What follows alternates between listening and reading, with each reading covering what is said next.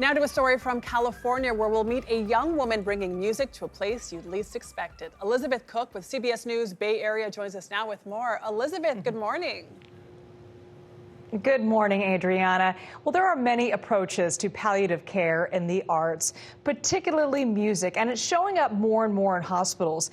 And at Stanford University, Melonie Ambler is passionate that she can make a difference in people's lives, many of whom don't have very much longer to live. When Melonie Ambler brings out equipment to care for a patient, first out is a microphone and then a cello. What follows are a few questions that would seem to have nothing to do with medicine. I'm curious what art means to you. Art to me is beauty.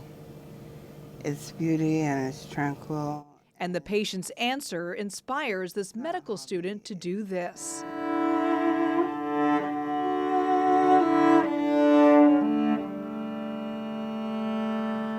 A song composed on the spot from wisdom passed on from Tasha Devis, a patient in kidney failure who has had a life to consider many things.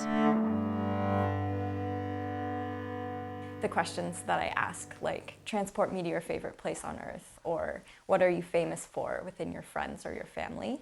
And when I get that response, I then can accentuate some of the drama or the emotions or the personalities and the energy that the patient and the family share with me.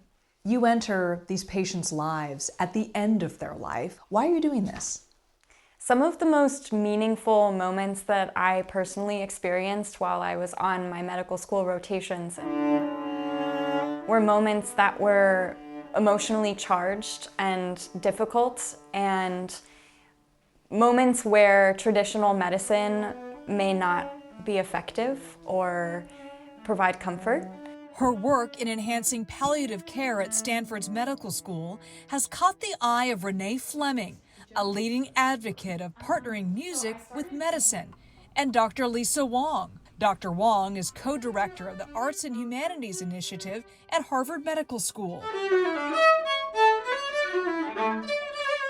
So tell me about this initiative. It seems unusual for a medical school. The initiative is about 10 years old now, and we started it because we realized that among our faculty are poets, visual artists, writers, musicians, and invariably they say, well, it makes me a more balanced person and it makes me a better doctor.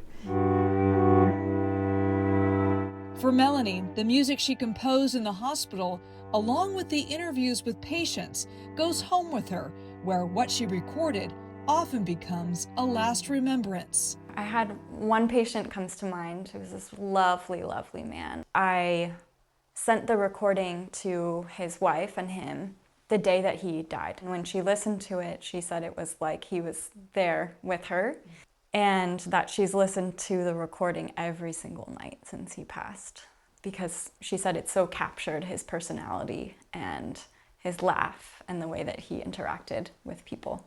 Melonie Ambler has treated 55 patients with her music, their music. Melonie has taken the extraordinary step of taking a year off from school to make her musical rounds into a research project with preliminary results. Has it changed how you see death? Yes. In what way? Death is scary. It's something we avoid talking about. It's, I think, a part of our cultural landscape that we avoid that conversation, and being around these goals of care conversations are essentially when patients decide how it is they want their end of life to look. I think those are conversations that I hope to have with my own family, with my own friends. Am I still scared of death? Absolutely. But I think seeing this over and over again, and also helping people through the grieving process, have really shifted the way that I think about our everyday. You know, what do you wake up and do and enjoy and find meaning in? Now, Melonie Ambler and Dr. Lisa Wong are using an approach that is recognized more and more internationally. As a matter of fact, in Europe, Adriana, some doctors are actually prescribing art as medicine. Elizabeth, Melonie is just an angel on earth, helping her patients in the room and then helping their families afterward with those recordings. What an incredible story. Thank you so much for bringing it to us.